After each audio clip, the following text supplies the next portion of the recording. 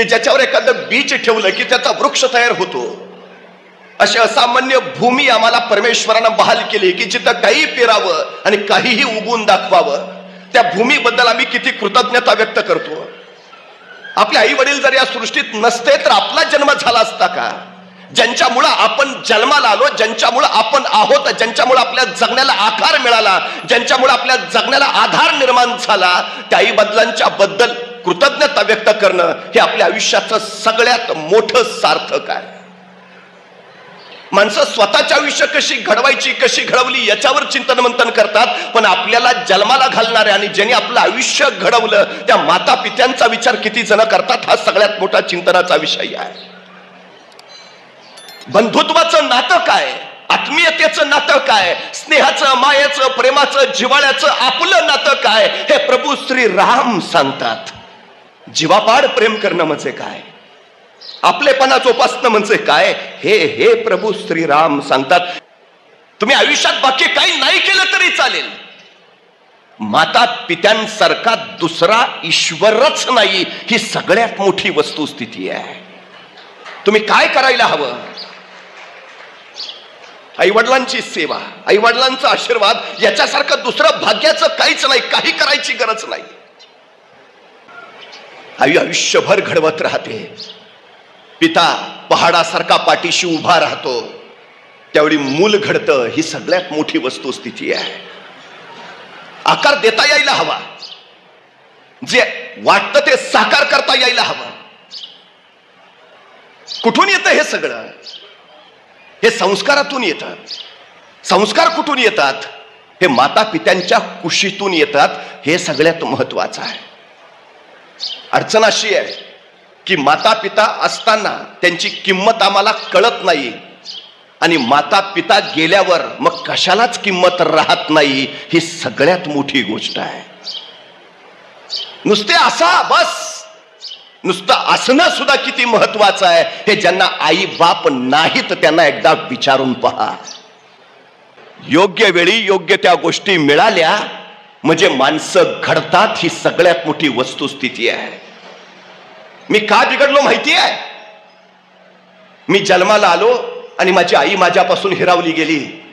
मी चालायला लागलो आणि माझे वडील माझ्यापासून नियतीने हिरावले गेले. मला आधार देणारं, घडवणारं, संस्कार देणारं, जगवणारं कुणी नव्हतं.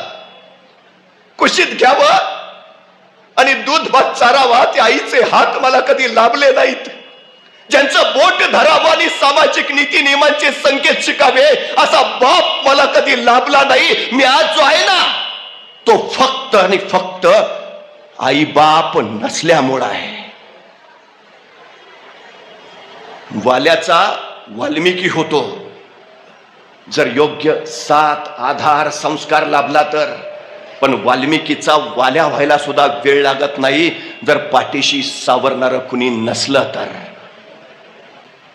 फक्त एक गोष्ट लक्षात ठेवायची, माती ओली असली की मग त्या गोळ्याला आकार देता येतो आणि वय संस्कार क्षम आलं की मग मूल घडवता येतं. आकार द्यायचा असेल तर माती ओली हवी आणि वय संस्कार क्षम हवं. माती सुकली की मग आकार देता येत नाही आणि वय निघून गेलं की माणूस घडवता येत नाही. ही सगळ्यात महत्वाची गोष्ट आहे. त्यामुळे घडण्याच्या वयात ज्याच्या वाट्याला माता पिता आले त्यांचे आयुष्य घडली, ही सगळ्यात महत्वाची गोष्ट आहे.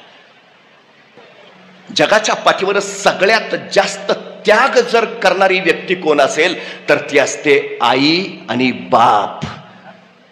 ह्यांची तुलना कुणाशीच होऊ शकत नाही त्यागाच्या बाबतीत. हे फक्त देत राहतात फक्त. घेणं माहितीच नाही ना, अजिबात नाही. आईनं कधी हिशोब मांडलाय? तुला 9 महिने पोटात सांभाळला, तुला 9 महिने दूध पाजलं, तुला चालायला शिकवलं, बोलायला शिकवलं, तुला नाही. कधीच हिशोब मांडत नाही. मुलानं वडिलांकडे फक्त मागावं, बाबा हे हवं. परिस्थिती असेल नसेल, पोटाला चिमटा काढेल, पण बाप पोराला हवं ते आणून देईल. देणारा माता आणि पिता हा देणारा वर्ग आहे. घेत नाही काही, अजिबात नाही, अपेक्षाही नाही. भगवान श्रीकृष्ण आम्हाला निष्काम कर्मयोग सांगतात.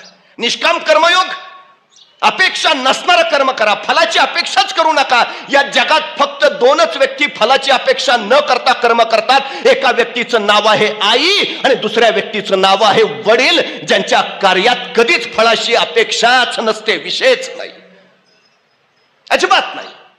देणं फक्त यांच्याकडनं शिकावं, त्याग यांच्याकडनं शिकावा, समर्पण यांच्याकडनं शिकावं. हे सगळ्यात महत्वाचं. आम्ही काय शिकतो? अडचण काय आमची झाली? ज्या काळात माझ्या महाराष्ट्रातली पोरं शिकली नव्हती त्या काळात माझ्या महाराष्ट्रात एकही वृद्धाश्रम नव्हता. पण माझ्या महाराष्ट्रातली पोरं शिकली आणि तालुक्याला वृद्धाश्रमांची निर्मिती झाली. जा एखाद्या वृद्धाश्रमात काही वृद्ध जोडपी खितपत पडलेली दिसतील, सहज एखाद्या वृद्धाला प्रश्न विचारा, तुमची मुलं काय करतात? त्या वृद्धाश्रमातला तो म्हातारा सांगेल, माझा पोरगा डॉक्टर आहे, माझा पोरगा इंजिनियर आहे, माझा पोरगा वकील आहे, माझा पोरगा प्राध्यापक आहे. पण त्या वृद्धाश्रमातला एकही म्हातारा तुम्हाला असं नाही म्हणणार की माझा पोरगा अडाणी शेतकरी आहे. कारण शेतकऱ्याचे आई बाप कधीच वृद्धाश्रमात जात नाहीत. ही सगळ्यात मोठी वस्तुस्थिती आहे, सगळ्यात मोठी. कुठलं शिक्षण देतो आम्ही? जी मुलं आई बापाला सांभाळू शकत नाही ते समाज काय सांभाळणार, ते राष्ट्र काय सांभाळणार? बर जे फक्त देतच आलेत काय बाकी? आपण जन्माला आलो, डोळे उघडले त्यावेळी आपल्या सोबत आपले आई वडील होते.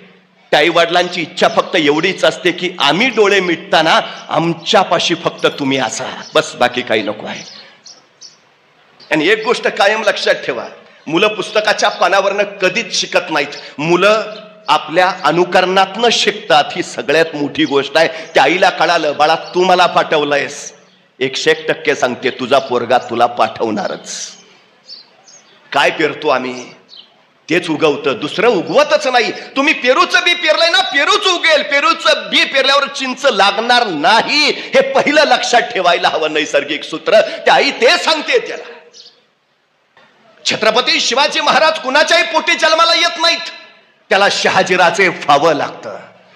माऊली ज्ञानेश्वर कुणाच्याही अंगणात खेळत नाहीत, त्याला विठ्ठलपंत बनावं लागतं.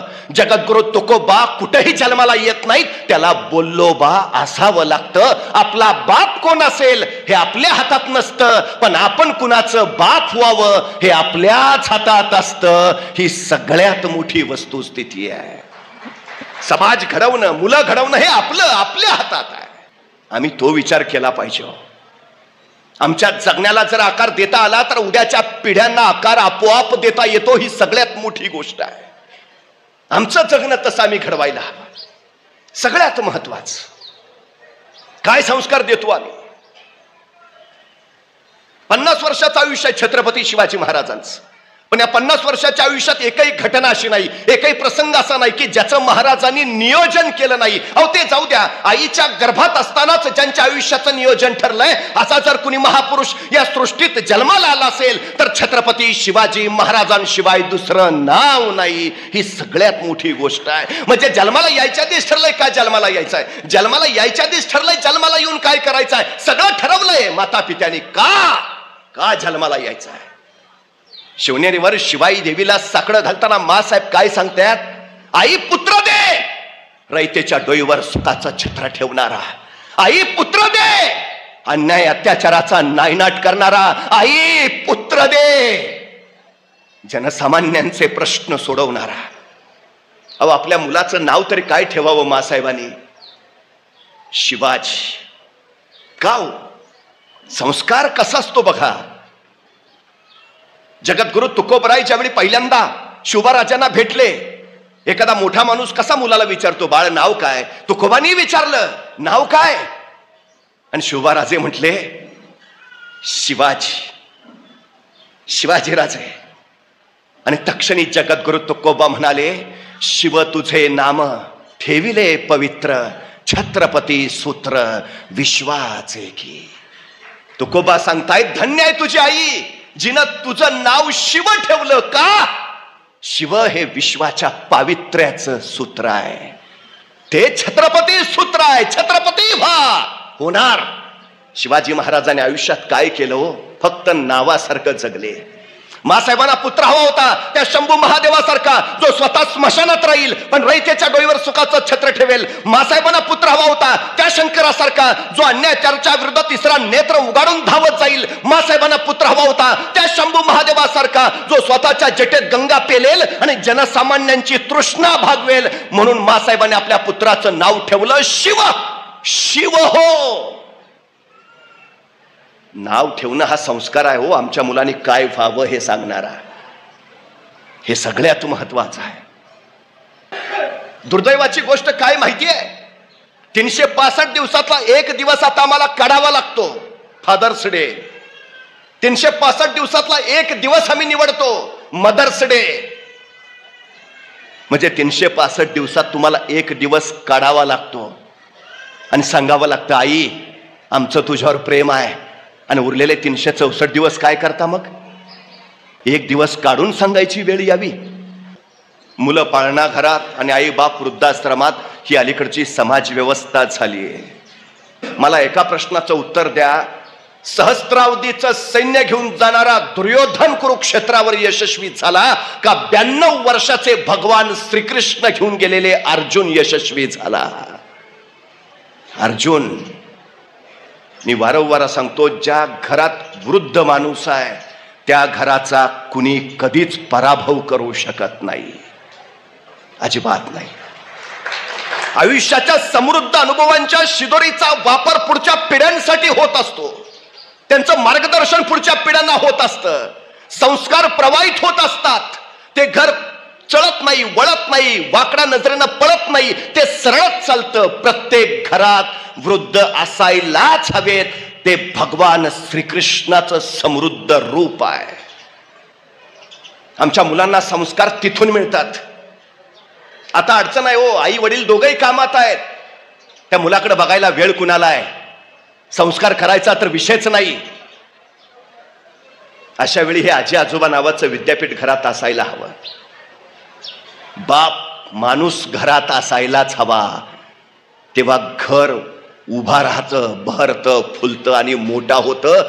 ही सगळ्यात मोठी वस्तुस्थिती आहे, सगळ्यात मोठी. कृतज्ञता ती व्यक्त करायची आम्हाला आमच्या माता पित्यांबद्दल. सारं दिलंय तुम्ही आम्हाला, सर्वस्व दिलंय. काय दिलंय हा प्रश्न येत नाही. ही सुहृदयता, ही कृतज्ञता सुद्धा आई वडीलच आपल्याला संस्कारातून देतात.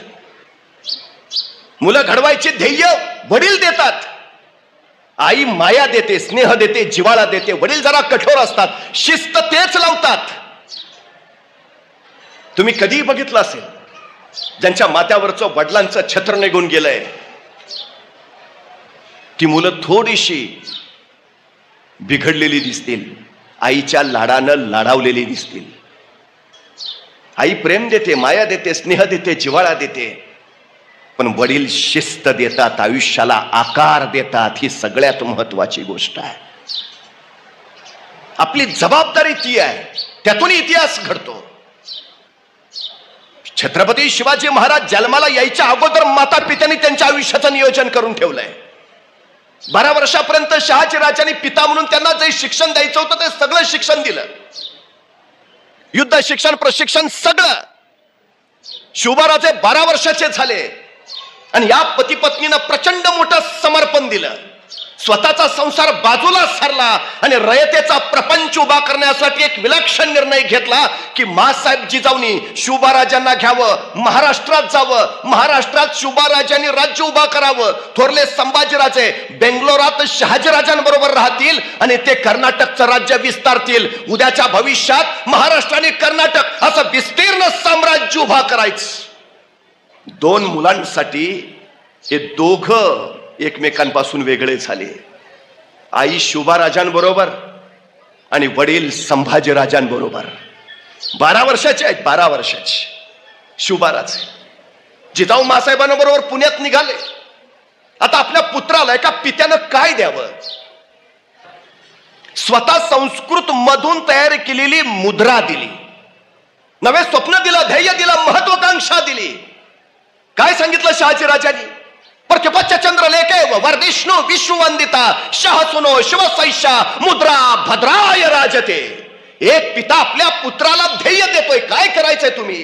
राज्य उभा करायचंय. बरे का पित्याला खात्री किती आहे बघा.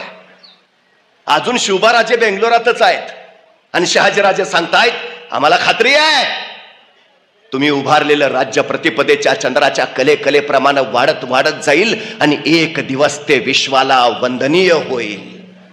काय ध्येय आहे? जिथं चुका काढायची संधी शोधली जाते ना तिथं इतिहास कधीच घडत नाही. जिथं कौतुक करायची संधी शोधली जाते तिथं इतिहास घडतो. तुम्ही जगभर किती नाव सन्मान कमवा,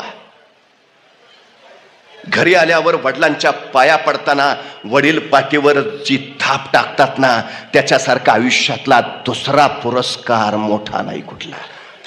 आम्ही त्याच्यासाठी आतुरलेला असतो, बस दुसरं काही नसतं. एखादं पारितोषिक मिळाल्यावर घरी धावत या आणि आईच्या कुशीत शिरा. आई घट्ट कवटाळते, वर पहा फक्त तिच्या डोळ्यातून खळदिशी अश्रू सुटतो. आपल्या पोराच्या यशाचा आनंद अश्रू हा पोराच्या आयुष्यातला सगळ्यात मोठा सन्मान असतो. याच्यापेक्षा दुसरा मोठा काहीच नाही. आपण कुणासाठी करतो? कधीतरी लहानपण आठवून बघा. एखादी गोष्ट मिळाली की धावत धावत आई, एखादा प्रचंड मोठा पराक्रम गाजवला की बाबा, कोण आनंद. आपल्या यशानं आई बाबांच्या डोळ्यात आनंद अश्रू यावेत त्याच्यासारखा दुसरा गौरव, दुसरा पुरस्कार नाही. हे कौतुक पोराला बळ देत. शहाजीराजांनी ते केलं. जमेल का? अविश्वास दाखवणच नाही. जमणार, जमणार. सगळी क्षमता सामर्थ्य असूनही आमची पोरं अपयशी का होतात माहिती आहे? तुम्ही हत्तीचं पिल्लू बघितलं असेल. त्या हत्तीच्या पिल्लाला माहूत लोखंडी साखळदंडाने बांधून ठेवतो. ते हत्तीचं पिल्लू सुटायची कोशिश करतात, धडपड करतात, सगळी ताकद एकवटतं. तो साखळदंड तोडायचा प्रयत्न करतं, ताकद कमी पडते, बळ तोकडं पडतं. तो साखळदंड हत्तीच्या पिल्लाला तोडताच येत नाही. शेवटी प्रयत्न करून ते थकतं आणि म्हणतं नाही, नाही जमणार आपल्याला. तेच हत्तीचं पिलू परत मोठं होतं, बलाढ्य होतं, अफाट ताकदीचं होतं, मोठमोठाले वृक्ष सोंडीत घेऊन उन्मळून टाकतं.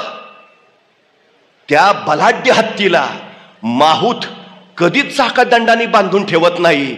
तो साखळदंड नुसताच तिथं पायात त्याच्या सोडलेला असतो, पण बांधलेलं नसताना सुद्धा तो बलाढ्य मोठा हत्ती कधीच तिथून निष्ठून जायचा प्रयत्न करत नाही. कुणीतरी माहूताला विचारतं, अहो एवढा मोठा हत्ती तुम्ही बांधून का ठेवत नाही? माहूत म्हणतो, त्याला मी बांधायची गरज नाही, त्यानं स्वतःच स्वतःला बांधून घेतलंय. आपण इथून निष्ठू शकत नाही. मर्यादा तुम्हाला कुणी बाहेरून घालू शकत नाही. बंधनं तुम्हाला कधीच कुणी बाहेरून घालू शकत नाही. मर्यादा तुम्ही आतून घालत असता स्वतःला. साखळदंड बांधलेला नसताना सुद्धा बांधलाय असं ठरवता आणि पुढं जायचंच टाळता. हे आमच्या अपयशाचं मुख्य कारण आहे.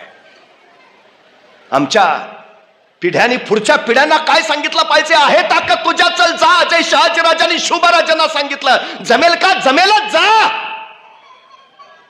बलाढ्य आहेस. तेव्हा पुढची पिढी घडेल. हो, तेव्हा घडेल पिढी. अपयशाची कारण आमची ही आहेत. आम्हाला बाहेरून कुणीही पराभूत करू शकत नाही या जगात. या जगात फक्त आम्हीच स्वतःला पराभूत करू शकतो आणि या जगात दुसरं कुणी आपल्याला विजयी करू शकत नाही. फक्त आपणच आपल्याला विजयी करू शकतो. ज्याला हे कळालं ना त्यानं इतिहास घडवला.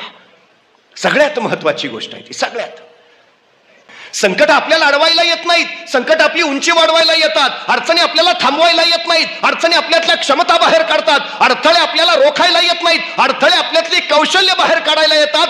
अडचणी, संकट, अडथळे यायलाच हव्यात. त्याशिवाय आमचं व्यक्तित्वच घडत नाही. ही सगळ्यात महत्वाची गोष्ट आहे. सावलीत ठेवूच नका पोरांना. बाप म्हणून त्यांना त्यांचा संघर्ष करू द्या. हे सगळ्यात महत्वाचं आहे. सगळ्यात. हे ज्याला कळाला तो घडतो. मी फिजिक्सचा प्राध्यापक आहे. भौतिकशास्त्र शिकवतो. काय शिकवतो? Newton's law, Einstein's formula, Edison's rule. मला प्रश्न पडतो, हेच का शिकवायचं सारखं? Newton's law, Einstein's formula, Edison's rule. मला वाटतं बरं झालं ते सफरचंदाच्या झाडाखाली न्यूटनच बसला होता. ते सफरचंद खाली पडलं आणि त्याला प्रश्न तरी पडला ते खालीच का पडलं. मग गुरुत्वाकर्षणाचा शोध लागला. आपल्यातला कोणी बसला असता तर तो बसला असताना पडलं असतं सफरचंद खाली. काय प्रश्न पडला असता त्याला? बरं झालं मी असतानाच पडला. दुसरा प्रश्न, बरं झालं आणखी कोणी नाही, अकेले अकेले खाएंगे. आणि तिसरा प्रश्न जर त्यांनी वडिलांना विचारलंच, बाबा सफरचंद खाली का पडलं, बाबा म्हणणार खाना मुकाट्यानं, का डोक्याला ताप देतो, हाय ते व्याप कमी आहेत का? संपला आमचा न्यूटन सफरचंदाच्या झाडाखालीच. जिज्ञासा वाढवली पाहिजे, प्रश्न पडले पाहिजेत, उत्तरं शोधता आली पाहिजेत, उत्तरं देता आली पाहिजेत, तेव्हा जगणं घडतं. पित्यानं काय करायचं असतं? जबाबदारीचं भान द्यायचं असतं पुढच्या पिढ्यांना. शहाजीराजांनी ते दिलं, पण ध्यानी ठेवा शिवभाराचे, हा भगवा पेलणं कुणालाही शक्य होत नाही. मनगटात रग आणि छातीत धग असावी लागते त्यासाठी. कारण हा भगवा साधा नाही, हा भगवा भगवान श्रीकृष्णांचा, हा भगवा प्रभू श्री रामचंद्रांचा, हा भगवा रामकृष्ण हरी म्हणत वारीला जाणाऱ्या वारकऱ्यांचा, हा भगवा हर हर महादेव म्हणत रणांगणावर उसळणाऱ्या धारकऱ्यांचा, हा भगवा त्यागाचा, शौर्याचा, पराक्रमाचा, अस्मितेचा आणि विश्वासाचा राजे, हा भगवा डौलानं फडकत राहू द्या. एक पिता काय देतोय संस्कार? शहाजीराजांनी तो विश्वास दिलाय आपल्या पुत्रात, हा भगवा तुमच्या राज्याचा आहे, न्याय देईल हे राज्य, विश्वास देईल. काय संस्कार आहे तो? आमच्या पोरांना हे संस्कार द्यावं. बाप आम्हाला दुसरं काही नाही मागत, त्यांनी त्याचं सगळं विश्व उभा केलंय, तुमच्यासाठी समर्पित करून त्यांचा विश्व उभा करण्यासाठी धडपडलाय. काही अपेक्षा नसते, फक्त जे नाव दिलंय ना ते नाव फडकत ठेवा, तेवढी अपेक्षा असते बापाची, बाकी काही नाही. माता पित्यांकडनं शिकण्याचा एकच गुण आहे आमच्याकडे. देवकी होणं कुणालाही जमतं, यशोदा होता आलं पाहिजे. वसुदेव होणं कुणालाही जमतं, नंद होता आलं पाहिजे. आपल्या मुलाला जन्म कुणी देतं, कुणी वाढवतं, दुसऱ्याचं पोर सोवळ घेऊन त्याला माया देऊन त्याला भगवान श्रीकृष्ण करता आलं पाहिजे. हे सगळ्यात मोठं जगणं आहे. या जगात फक्त आई आणि वडील हे दोघच आहेत जे फक्त देत राहतात, देत राहतात, देत राहतात. रॉकफेलर नावाचा एक प्रचंड मोठा उद्योगपती होता. शून्यातनं विश्व उभा केलं. वयाच्या 52व्या वर्षी त्याला अचानक कसला तरी आजार चढला, हॉस्पिटलमध्ये नेलं. त्यावेळी त्याची संपत्ती जगात सगळ्यात जास्त होती, जगातला सगळ्यात श्रीमंत रॉकफेलर. डॉक्टरांनी सांगितलं तुम्ही आता फार काळ जगत नाही. 52व्या वर्षी डॉक्टरांनी सांगितलं की जास्तीत जास्त 6 महिने राहिलेत तुमचे. त्या दिवशी रॉकफेलर घरी आला, स्वतःच्या मुलाबाळांना जवळ बोलावलं, रॉकफेलर फाउंडेशन नावाची संस्था स्थापन केली आणि 6 महिने राहिलेत. बस आता मी फक्त दान करत राहणार. म्हणून हा रॉकफेलर रोज फक्त आल्या गेल्या लोकांना दान करत राहायचा. लोक यायचे, प्रश्न मांडायचे, अडचणी सांगायचे, आणखी काय सांगायचंय हे जेवढं देता येईल तेवढं देत राहायचा. 6 महिन्यात मरणारा रॉकफेलर वर्ष झालं, 2 वर्ष झाली, 5 वर्ष झाली, 10 वर्ष झाली, 15 वर्ष झाली, 92 वर्षाचा झाला. रॉकफेलर ठणठणीत होता आणि 52 ते 92 फक्त तो संपत्ती वाटत होता. त्याची संपत्ती किती कमी झाली होती? 52व्या वर्षी जेवढी त्याची संपत्ती होती त्याच्या 15 पट संपत्ती त्याची 92व्या वर्षी होती. कमी तर झाली नव्हतीच, 15 पट वाढली होती. आणि देण्यानं सगळ्यात महत्वाचं त्याचं आयुष्य वाढलं होतं. एक बाई डोक्यावर हंडा घेऊन 5 किलोमीटर पाण्यासाठी वणवण करत जायची. दूरवर तिथल्या झऱ्यावरनं पाणी आणायची आणि मग 5 किलोमीटर परत वणवण करत उन्हातानाची घरी यायची. येता येता अचानक वाटेत एक माणूस भेटला. म्हटला ताई घसा गोरडा पडलाय, घोटभर पाणी देतेस का? त्या माऊलीने विचार नाही केला, डोक्यावरचा हंडा लगेच खाली घेतला. त्या सद्ग्रस्ताला ओंजळभर पाणी दिलं. तृप्ततेनं त्याने पाणी पिलं. हंडा परत डोक्यावर घेतला. ती पुढे निघाली. काही अंतर आली, परत एक जण भेटला. आई आत्ताच जेवलो पण घसा ओला करला, पाणी नाही. पाणी देतेस? ही चिडली नाही, संतापली नाही. तर तुझ्यासाठी 5 कोस वणवण करायला गेले वय तुला पाणी द्यायला, सर बाजूला. अजिबात म्हटली नाही. शांतपणे डोक्यावरचा हंडा काढला, त्याही माणसाला तिनं पाणी दिलं. तो पाणी पिला, हंडा डोक्यावर घेतला, परत निघाली. वाटेत आणखी माणसं भेटली, पाणी मागत राहिली, ही पाणी वाटत राहिली. घराजवळ पोचली त्यावेळी या माऊलीच्या डोक्यावरचा हंडा रिकामा झाला होता. हातातलं कॅन तेवढं भरलेलं. दारात पोरगं होतं. पोरानं बघितलं आईच्या डोक्यावरचा हंडा रिकामा आहे, पण हातातलं कॅन भरलंय. पोराच्या लक्षात आलं ज्यार्थी हातातलं कॅन पाण्यानं भरलंय, याचा अर्थ आई झऱ्यावरनं जाऊन आली. पण ज्यार्थी डोक्यावरचा हंडा रिकामा आहे, याचा अर्थ आई येता येता पाणी वाटत आली. पोरला राग आला. दारात आलेल्या आईला विचारलं, दुसऱ्याला पाणी वाटायला 5 कोस वणवण करत गेलीस का? 5 कोस वणवण करून कुणी सांगितलं दुसऱ्याला पाणी वाटायला? काय गरज होती? तशी ती माऊली आपल्या पोराला शांतपणे म्हणाली, बाळा, तुला जगण्याचा सगळ्यात मोठा नियम सांगते. दुसऱ्याला देत राहिलं ना की आपल्या डोक्यावरचं ओझं कमी होतं. बघ ना, मी झऱ्यावर हंडा डोक्यावर घेतला त्यावेळी हंड्याचं किती ओझं होतं. येता येता मी फक्त दुसऱ्याला देत आले, माझ्या डोक्यावरचा हंडा किती हलका झाला. दुसऱ्याला देत राहिलं ना की आपल्या डोक्यावरचं ओझं कमी होतं. माणसं कीर्ती घेणाऱ्यांची सांगत नाहीत, माणसं कीर्ती देणाऱ्यांची गातात. हे आयुष्याचं सगळ्यात मोठं सत्य आहे. आमच्या पुढच्या पिढींना ते सांगा आणि जे दिलंय ते राखायला शिकवा. आमची अडचण सगळ्यात मोठी ती आहे हो. जगाच्या पाठीवर खरंच असं यंत्र नाही की ज्यात भाकरी टाकली की रक्त बाहेर येतं. केवढं अद्भुत शरीर आम्हाला आमच्या माता पित्यांनी दिलंय. काय खर्च करावा लागला हो त्यासाठी आम्हाला. आम्ही जपतो. एखाद्या माणसाला हार्ट अटॅक येतो, बायपास करावी लागते. बायपास करायची म्हणजे हृदयाची खराब झालेली रक्तवाहिनी काढायची आणि तिच्या जागी दुसरी रक्तवाहिनी जोडायची. या शस्त्रक्रियेला खर्च येतो 3 लाख रुपये. म्हणजे आमची एक रक्तवाहिनी केवढ्याला पडली? 3 लाख रुपयाला. आमच्या हृदयाजवळ अशा एकूण 1 लाख रक्तवाहिन्या आहेत. एक रक्तवाहिनी 3 लाखाची, तर 1 लाख रक्तवाहिन्याची किंमत किती झाली? 2 डोळे दिलेत आम्हाला. एखादा डोळा बाद होतो, आता नवा डोळा बसवता येतो. एका नव्या डोळ्याची किंमत आहे 15 लाख रुपये. म्हणजे 2 डोळ्याची किंमत झाली 30 लाख रुपये. 2 किडन्या दिल्यात आम्हाला. माणसं नको ते अपेयपान करतात, किडन्या बाद होतात, डायलिसिसवर जातात. डॉक्टर सांगतात किडन्या बदलाव्या लागतील, किडन्या बदलता येतात. एका किडनीची किंमत आहे 40 लाख. म्हणजे 2 किडन्याची किंमत झाली 80 लाख. म्हणजे त्या विधात्यानं जन्माला घालताना आम्हाला 1 लाखाचे रक्तवाहिनी, अशा 1 लाख रक्तवाहिनी, डोळे 30 लाखाचे, किडन्या 80 लाखाच्या, असं अब्जावधी रुपयांच्या पुढे जाणारं शरीर दिलं. आम्ही या शरीर नावाच्या संपत्तीला जपायचं सोडून कुठल्या संपत्तीच्या मागे लागतो? हा सगळ्यात महत्वाचा प्रश्न आम्ही विचारला पाहिजे. जे आमच्या माता पित्याने आम्हाला शरीर दिलंय ते शरीर आम्ही जपायला पाहिजे. बापाच्या खांद्यावर पोरांची प्रेत यायला लागली हो. 20व्या-30व्या वर्षी हार्ट अटॅक येऊन पोरं जायला लागली.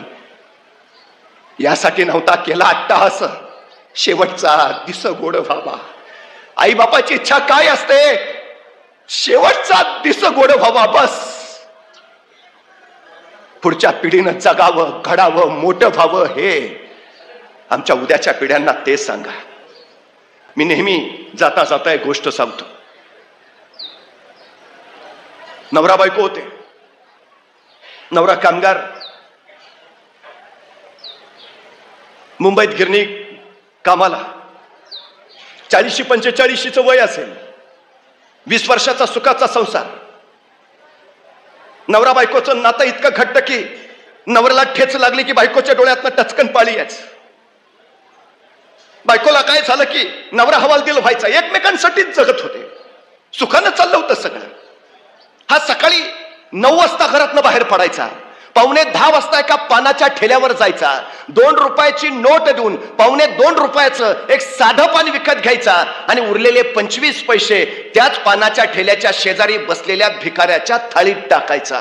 20 वर्ष क्रम चुकला नाही. रोज 9 वाजता घरातनं बाहेर पडणार, 9:15 वाजता पानाच्या ठेल्यावर 2.25 रुपयाचं साधं पान घेणार आणि 2 रुपयाची नोट देऊन परत आलेले 25 पैसे त्याच पानाच्या ठेल्याजवळ बसलेल्या भिकाऱ्याच्या थाळीत टाकणार. 20 वर्ष नेम सगळं सुरळीत व्यवस्थित आनंदात.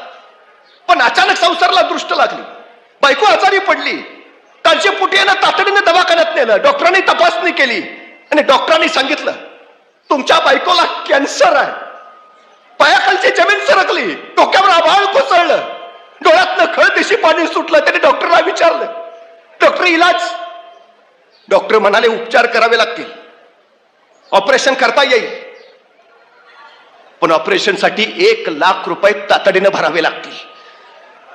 तरच तुमची बायको वाचेल. ऑपरेशन झालं तर 1 लाख कुठून आणावे? पोटाची खळगी कशी बशी भरतो आपण, दिवस ढकलतो. ऑपरेशनसाठी 1 लाख आणावे कुठून आणावेत त्याला काही कळेना. आपण तो डॉक्टर म्हणला, डॉक्टर मी करतो काहीतरी, फक्त माझ्या बायकोला वाचवा, फक्त बायकोला वाचवा. आणि तो तिथून बाहेर पडला. सगळ्या नातेवाईकांची दारं वाजवली. बायको दवाखान्यात आहे, ऑपरेशन करायचं आहे, 1 लाख हवी आहेत. नातेवाईकांनी दारं लावून घेतली. ज्या मित्रांनी सुखामध्ये साथ दिली होती त्या मित्रांच्या घरी गेला, विनंत्या केल्या, माझा संसार वाचवा, बायको वाचवा, माझं आयुष्य वाचवा, ऑपरेशन करायचं आहे, 1 लाखाची गरज आहे. पण मित्रांनी दारं लावून घेतली. आणि त्या दिवशी त्याला निसर्गाचा नव्हे सृष्टीचा सगळ्यात मोठा नियम कळाला. गरजेला जो पडत नाही त्याला माणूस म्हणायचं. काय करावं त्याला कळेना, सुचेना. आयुष्यभर जी माझ्यासोबत सावलीसारखी राहिली, आयुष्यभर जी माझ्यासाठी खस्ताकात राहिली, आयुष्यभर जिनं माझा संसार पेलून तोलून धरला, आयुष्यभर जी फक्त माझ्यासाठी करत राहिली, आज तिच्यासाठी काय करायची वेळ आली आहे. तिचं जगणं वाचवायचं आहे, पण मी नवरा असून काही करू शकत नाही. कुठून आणावे पैसे, कसं वाचवं बायकोला? त्याच विचारतंत्रेत निघाला. कुठेतरी वाचलेलं असायचं, रस्त्यावरच्या दगडाखाली पैसे असतात. एखादा रस्त्यात दगड दिसायचा, वाटायचा पैसे, चपडल्यासारखा जायचा, दगड बाजूला करायचा, दगडाखाली फक्त माती असायची. काळजात तशीच माती व्हायची, विवश व्हायचं. चालत चालत निघायचा. अचानक वाटायचं समोरचा ग्रस्त जो आपल्याला पैसे द्यायला येतोय तो लगबगीने त्याच्या जवळ जायचा, तो सरदिशी बगल देऊन निघून जायचा. काळजात वनवा पेटायचा. कोणीच नाही का मदत करणार? काय करावं? जो नवरा स्वतःच्या बायकोला वाचवू शकत नाही त्याला जगायचा काय अधिकार? विचार केला, सरळ चौपाटीवर नाथ समुद्रात घुसला. गुडघ्यावर पाणी लागलं, कमरेपर्यंत पाणी लागलं, गळ्यापर्यंत पाणी लागलं, डोकं बुडवलं, मरून जावं.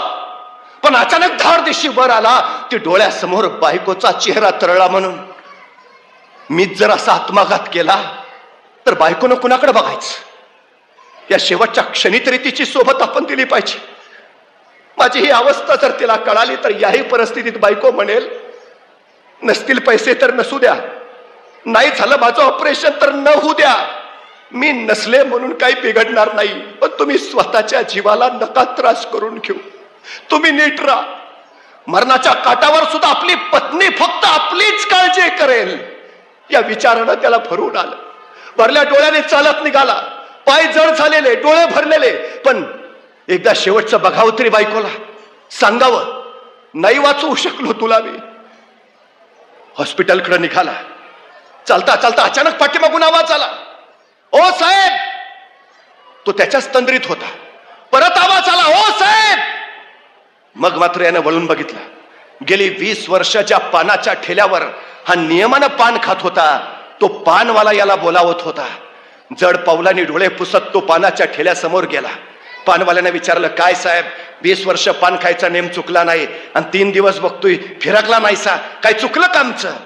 तसा तो डोळे पुसत म्हणाला, नाही रे, बायको दवाखान्यात आहे, ऑपरेशन करायचं आहे, 1 लाखाची गरज आहे. सगळ्यांची दारं पुचली पण कुणी मदतीला तयार नाही. कसं वाचवावं तिला या विवंचनेत आहे. तो पानाचा ठेलेवाला गहिवरला. त्याच्या खांद्यावर हात ठेवत म्हणाला, मालक, आपली प्रॉपर्टी म्हणजे आपली ही पानाचा ठेला, इकलं तर 25,000 येत्याल. तुम्ही म्हणत असला तर आता यो पानाचा ठेला इकतो. गदगदून आलं त्याला. म्हणलास त्याच आलं सगळं, पण 25,000 काय होणार रे? 1 लाख हवे. ठीक आहे करत तो तिथून पुढे निघाला. चालत राहिला. एकदा बघावं तरी डोळे भरून बायकोला म्हणून हॉस्पिटलमध्ये शिरला. काचेतनं बायकोचा चेहरा बघितला आणि एक मनात वाटून गेलं, हे तुझं शेवटचं दर्शन. नाही वाचवू शकलो आणि डसडसा रडत तिथंच गुडघ्यात डोकं खुपसून बसला. हमसा हमशी रडायला लागला. तेवढ्यात एक नर्स धावत आली. त्याला हलवत म्हणाले, ओ साहेब, या कागदावर सही करा, तुमच्या बायकोचं ऑपरेशन करायचं आहे. स्वर्ग भेटल्याचा आनंद झाला. त्याला काय कळेना. पैसे कोणी भरले? 1 लाख कोणी भरले? माझ्या बायकोला कोणी वाचवलं? माझा संसार कोणी वाचवला? कोण आहे तो? आणि त्या नर्सनं घोंगडं पांघरलेल्या एका माणसाकडे बोट दाखवलं आणि त्याला सांगितलं, तो घोंगडं पांघरलेला मनुष्य दिसतोय ना, त्याने तुमच्या बायकोचे 1 लाख रुपये भरले. धावत धावत गेला, घोंगडं पांघरलेल्या त्या फटक्या माणसाला पाठीमागून कडकडून मिठी मारली, तसेच खाली पाय धरले. धन्य धन्य तुझी, उपकार केलेस माझ्यावर, संसार वाचवलास. कोण आहेस तू? कोण? का केलंस? आणि कोण आहेस तू हे म्हणत कोण आहे हे बघायला त्यानं मान वर केली. आश्चर्याचा धक्का बसला. ज्या पानाच्या ठेल्यावर गेली 20 वर्ष पान खात होता, 2 रुपयाची नोट लिहून 2.25 रुपयाचं पान घेऊन उरलेले 25 पैसे ज्या भिकाऱ्याच्या थाळीत टाकत होता, तो भिकारी याच्या बायकोच्या ऑपरेशनचे 1 लाख भरून निघाला होता. त्याने विचारलं, का केलंस? आणि तो भिकारी म्हणाला, चित्ती नाही असं त्याचा पांडुरंग दास. अरे गेली 20 वर्ष तू नित्य नियमानं माझ्या थाळीत टाकत राहिलास. 20 वर्ष तुझा नेम चुकला नाही माझ्या थाळीत टाकायचा. अरे मी 1 दिवस तुझ्या थाळीत टाकलं म्हणून बिघडलं कुठं? तो वरचा बसलाय ना, तो भरपाई करत असतो. तुम्ही रोज 25-25 पैसे द्या, तो 1 दिवस तुम्हाला 1 लाख रुपये परत करतच असतो. ही सगळ्यात मोठी गोष्ट आहे. तुम्ही द्यायला शिकलं पाहिजे. तो परमेश्वर सुद्धा मग तुम्हाला भरभरून देतो. तो भिकारी सांगतोय, चित्ती नाही असं त्याचा पांडुरंग दास. पैशानं श्रीमंत असणारी माणसं आजूबाजूला पुष्कळ आहेत. मनानं श्रीमंत असणारी माणसं हवी आहेत. हा भिकारी पैशानं श्रीमंत असेल पण मनानं श्रीमंत होता. मनानं श्रीमंत असणारी माणसंच समाज घडवतात, जग घडवतात आणि इतिहास घडवतात. मी थांबतो.